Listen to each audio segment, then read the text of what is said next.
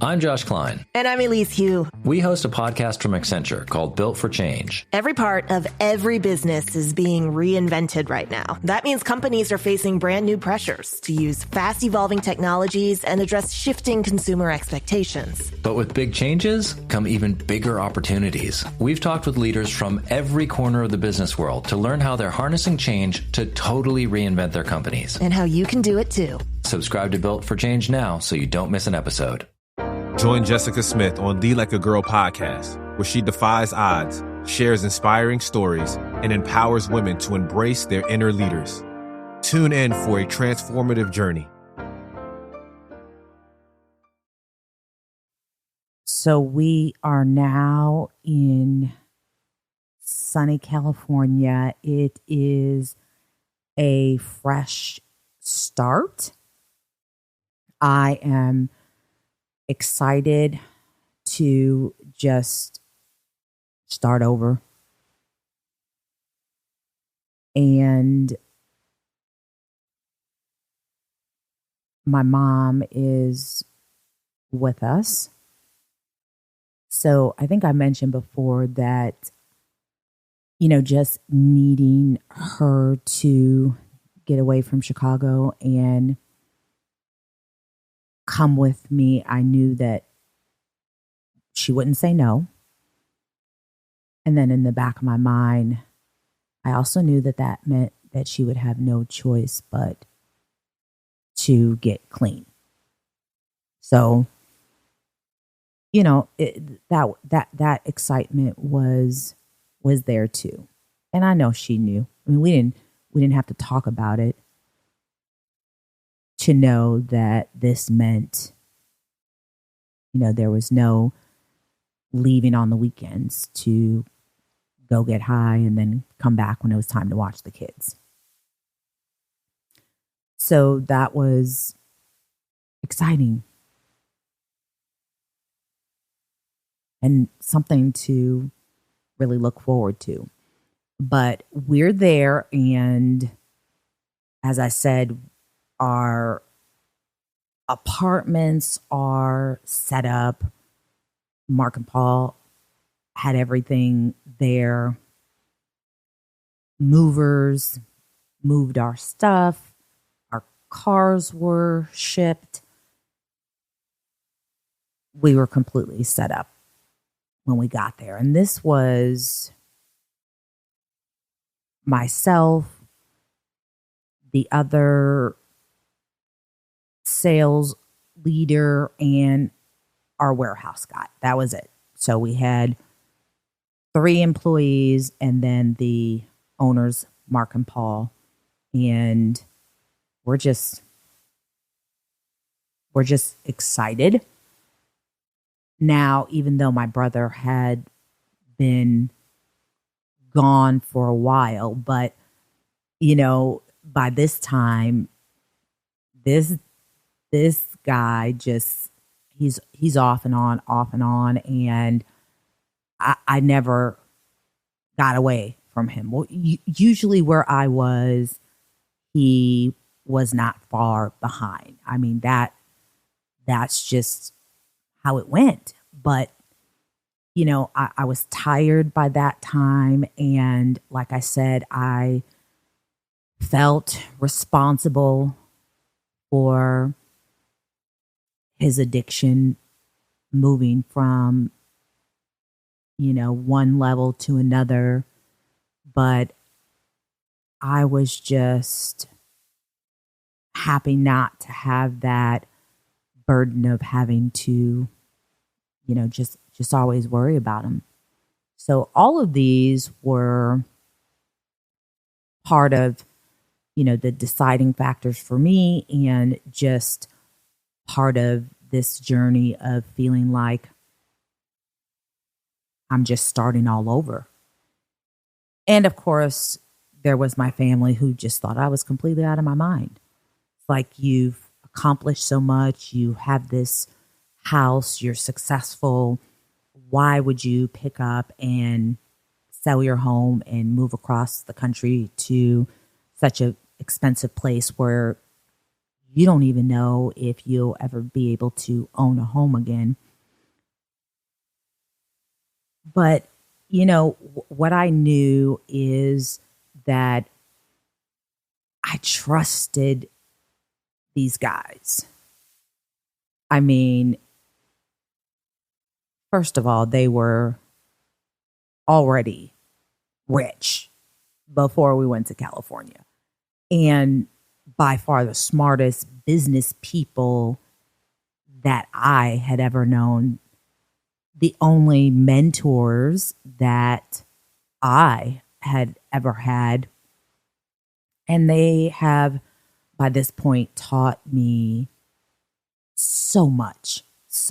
And not just about sales and leadership, but just life lessons, goals, finances. I remember we had a meeting. Mark had called me into his office to talk about my goals of wanting to own a home and buy a new car one day, a luxury car at that.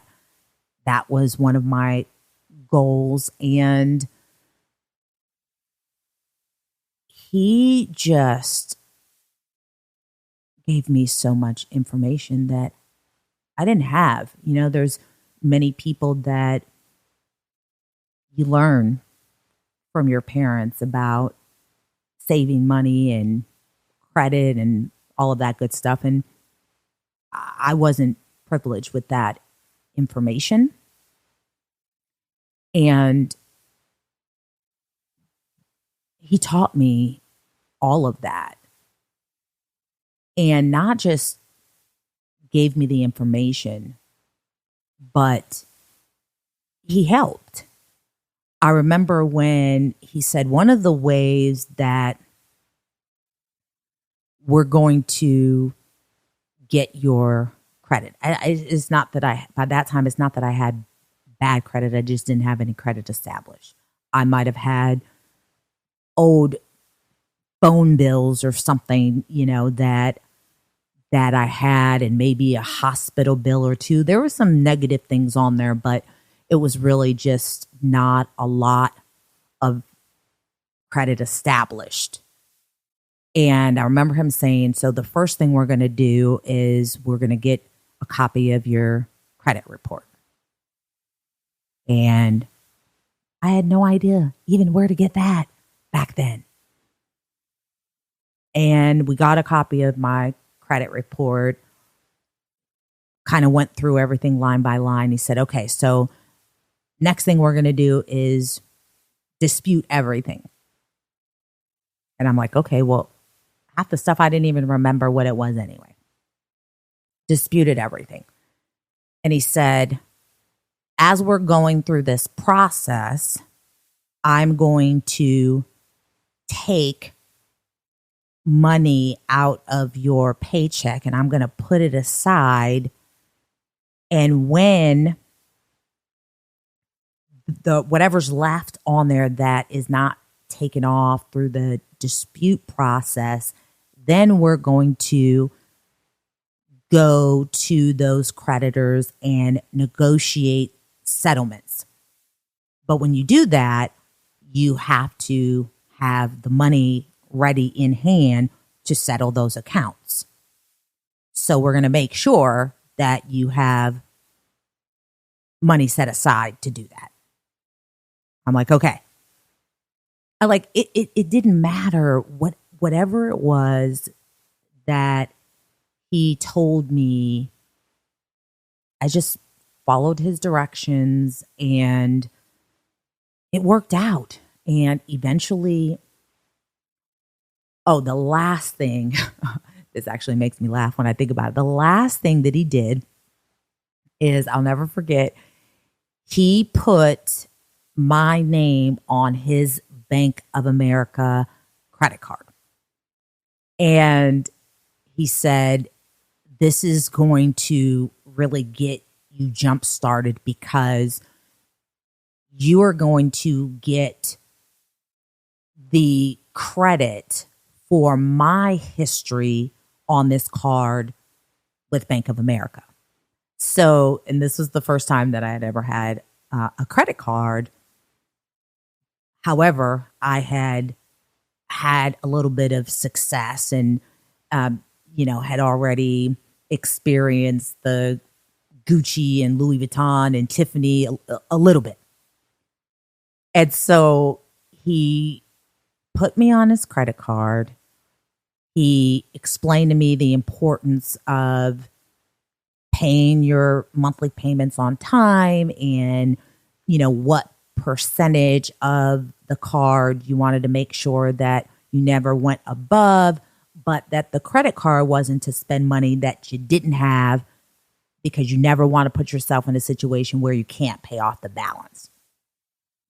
So I get the credit card, and he didn't tell me this part, but I had called the credit card, or maybe it was when I got it activated, whatever.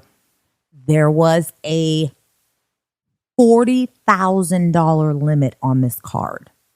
And I'm like, holy shit, $40,000? Well, I know I'm making good money. I know I can pay it. So maybe I'll just take a visit to the Louis Vuitton store and try this baby out. And long story short, I get to work on Monday, and he calls me in the office, and he is pissed. He's like, are you serious right now? I don't remember what it was. Maybe it was $1,500, maybe it was $2,000, whatever it was. And he's like, do you have that in the bank? No. And he's like, so you remember the part about you don't use the credit card unless you have the money in the bank? I said, yeah, well, I will have the money in the bank after a couple paychecks or so. And that conversation went in a different direction. I ended up, even though there was, I think it was 0% for the first 12 months, whatever it was, the next paycheck, I didn't have whatever was the bare minimum that I needed to eat and pay my bills is what I had. Everything else he took. Now, was that legal? No, I'm sure not. But it was, his name was on the line, and he could not believe that I did that. He was so upset. This was definitely a parent moment, and it was not one that I was proud of. After that, I don't even know what I was thinking. I don't know. Oh no, I do know. I think I wasn't thinking that he was going to be all in the business of my credit card because it had my name on it, but not thinking that he's smarter than that, right? So that credit card got paid off very quickly. Between that paycheck and the next paycheck, it was paid off. And I guess he could have asked me to return the purse, but he didn't. So that was also the good news. And listen, there were many more of those moments over the years that I made poor decisions, and we had to have whole conversations. And just like you would with your parent, I think that it was the disappointment, right? Because he would say, I'm not mad, I'm disappointed. And the disappointment in me left me not wanting to make those bad choices again. But all of those things got me to the point where I was able to save up to buy that house in Chicago. I was able to buy my brand new Acura MDX with no money down at 2% interest rate. And, it was always understanding that the more responsible you are financially, the more leverage you have to buy and invest. And we went over good debt and bad debt. It was just so much. And I was so thankful and always eager to learn more from him. So by the time we had gotten to California, I think for the most part, I had a lot of things figured out. And, first and foremost, whether you use your credit card or not, don't buy shit unless you have the money in the bank. And I had no idea what was in front of me. But like I said, what I did know is that I trusted these guys. I respected these guys. And it was, it meant, and really most importantly, I just trusted God. And I just knew that. I'm Josh Klein. And I'm Elise Hugh. We host a podcast from Accenture called Built for Change. Every part of every business is being reinvented right now. That means companies are facing brand new pressures to use fast evolving technologies and address shifting consumer expectations. But with big changes come even bigger opportunities. We've talked with leaders from every corner of the business world to learn how they're harnessing change to totally reinvent their companies. And how you can do it too. Subscribe to Built for Change now so you don't miss an episode. Back before I started working for Direct Buy, and I've said this before, I just prayed all the time. I had a little odd jobs. I worked at Fred's Dollar Store as a cashier. I worked at Red Lobster. I worked at a plastic factory. And every time I just said, Lord, you just give me that one shot. I just need one shot. I will never look back. And I continued to pray that prayer. And when these guys came into my life and when I got that job, I knew without a shadow of a doubt that that was my shot. And I never looked back. And from day one, every year, there wasn't one year that I did not grow, that I did not develop, that I did not learn, that I did not evolve. And I knew it wasn't over when they said they were leaving. And as much as I thought there's just no way, there's absolutely no way that I can just up and leave and move across the country. Because remember, first and foremost, this guy he's on parole. They're not going to give him another out-of-state transfer. I can't leave my family. I just bought this house. There are all the reasons why I couldn't do it. But ultimately, I prayed and prayed and prayed, and I trusted God, and I'm just going to step out on faith, and not knowing, not even a offer of what the heck kind of money I'm going to make, nothing.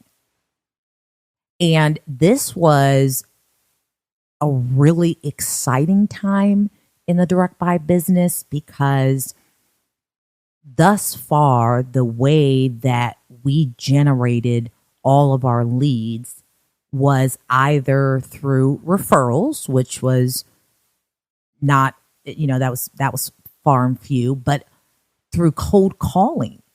So I tell people all the time, like that really is my roots, because you worked until Saturday, and at the end of the day, Saturday, you better have, I can't remember what it was. I think it was like 100 leads, okay, that you had cold called that were qualified and interested leads.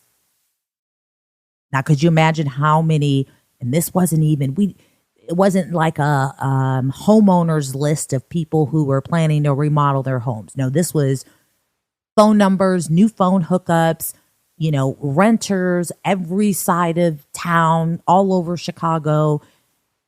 And we had 3 other Chicagoland locations that we're sharing that Chicagoland territory with. It was not an easy task. And here we are at a point in the business where we are advertising now. So we are running these infomercials on television to talk about remodeling, refurnishing, redecorating, building your home. And people are picking up the phone and they are calling us. So these guys had to spend a lot of money to run those commercials in the Bay Area at that time.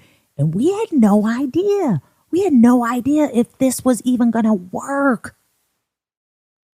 So it's good. It's exciting, but we're all like, okay, is this even going to work? Well, when we first got there, we were just getting settled in. So I remember it was like a month, and Mia and I were like hanging out at the pool with the kids. I mean, we're just living it up. Okay. And this is coming from, we worked a lot in Chicago. We were working 5, 6, 7 days a week sometimes, even in Chicago. And so we're really enjoying ourselves, and we're both like, yeah, so are we going to get a paycheck? And I'm like, I don't know. And she's looking at me like, you didn't ask? I'm looking at her like, you didn't ask? And I'm like, well, I'm sure we are, but I mean, what are we going to get paid? And what are we going to get paid for? And we don't have any, we had no idea. Well, we used to get paid twice a month. Payday rolled around, and I remember calling her saying, I got a paycheck. Did you get a paycheck? Yeah, I got a paycheck too. I got a nice paycheck. Yeah, I got a nice paycheck too. We hadn't worked. So this went on for probably a couple of, I don't know, maybe a couple of months.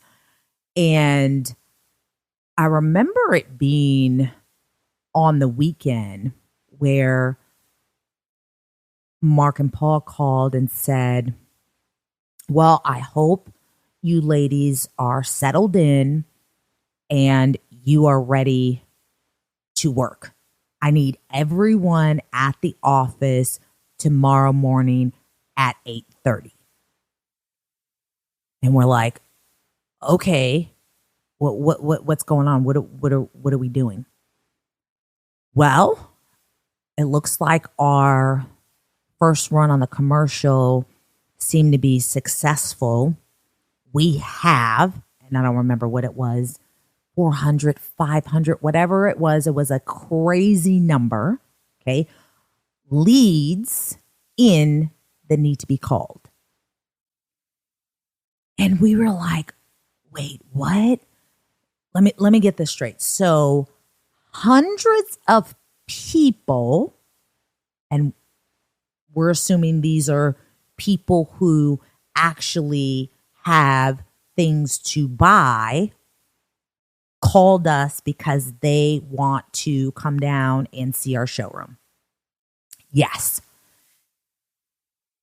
And I just remember, talk about excited.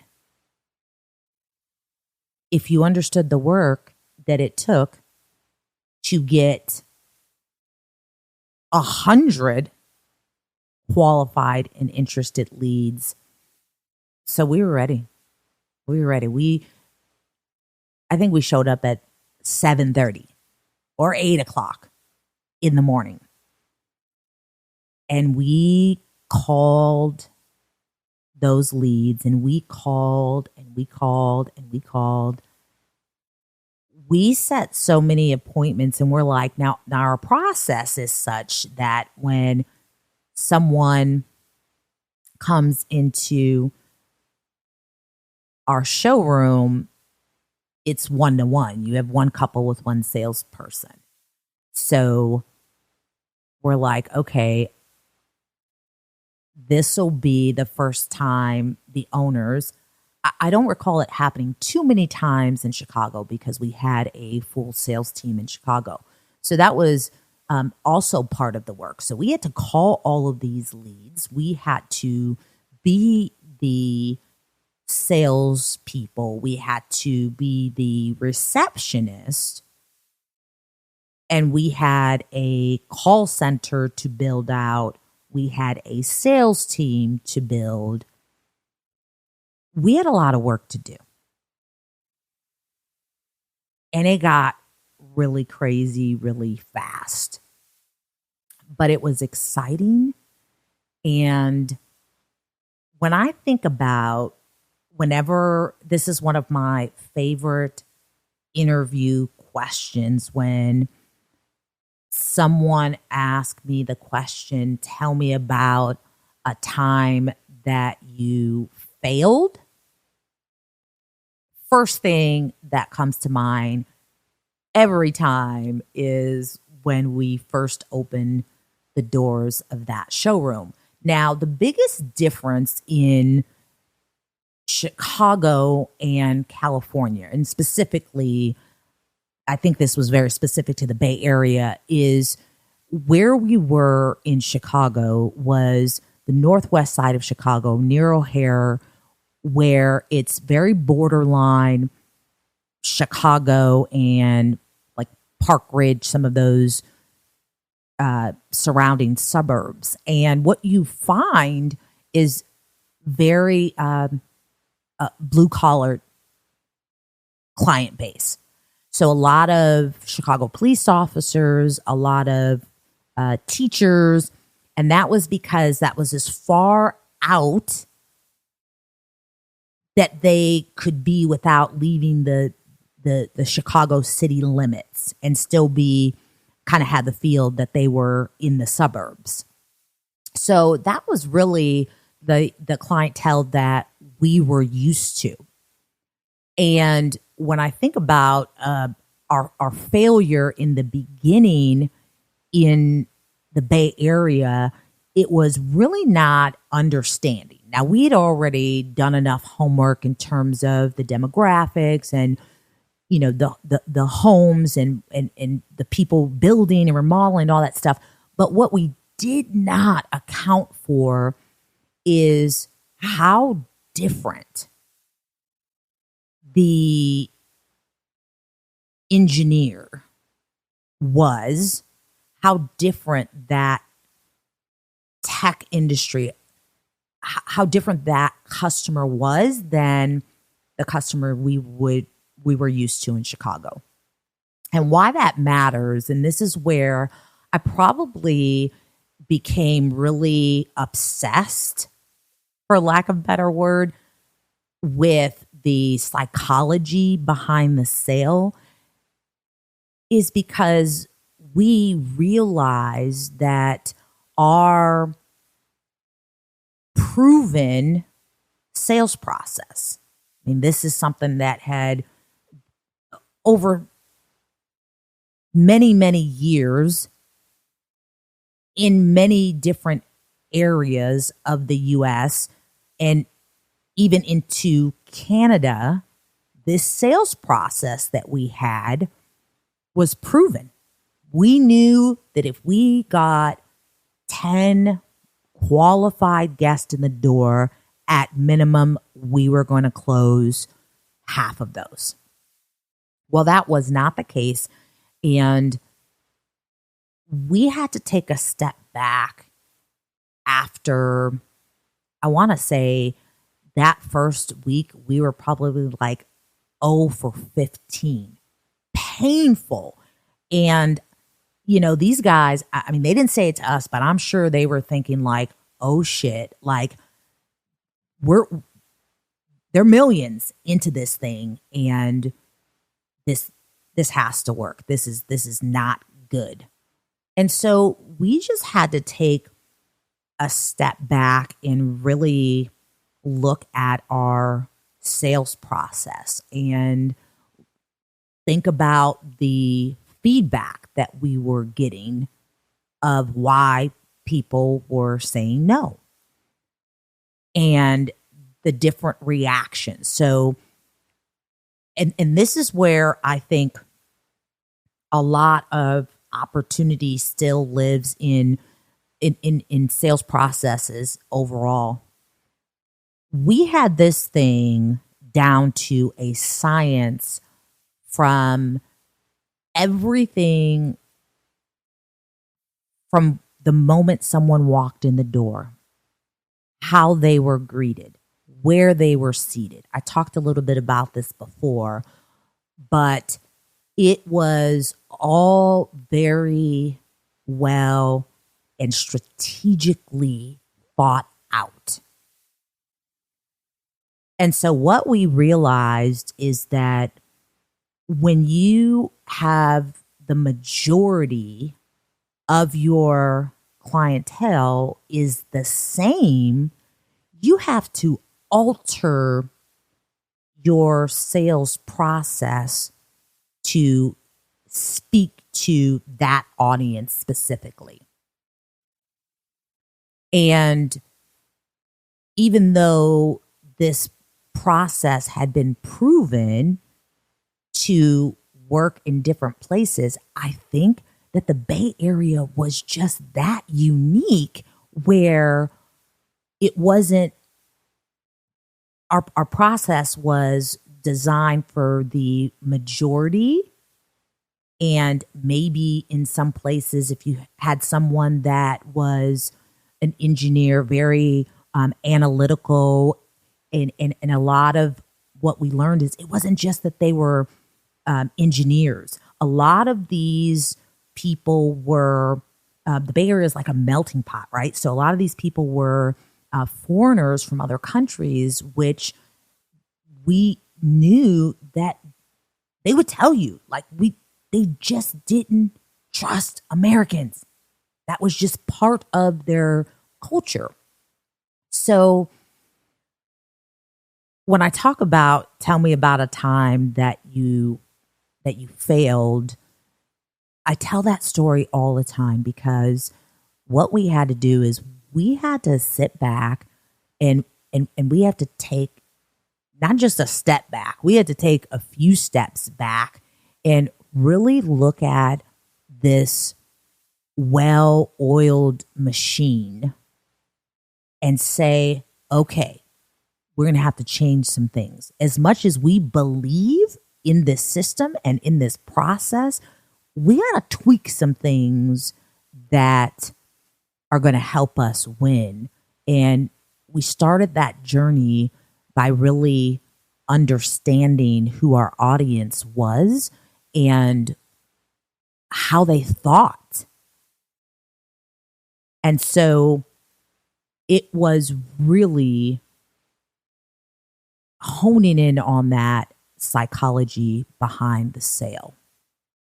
And I think that's where my passion for that area of the sales process really kind of went to the next level.